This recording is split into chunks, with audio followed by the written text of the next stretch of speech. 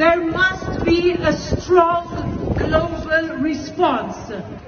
We need those responsible for the killings, those responsible for the executions, those who prefer to see free people held forever in chains to be held accountable.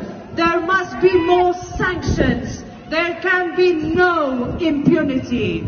Your cry, women, life, freedom, has been heard in every corner of the globe.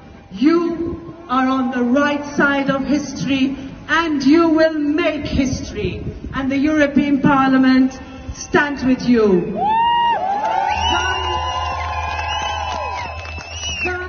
Jin Jiyan Azadî.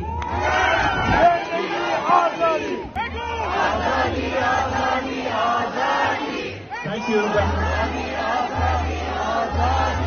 Thank you.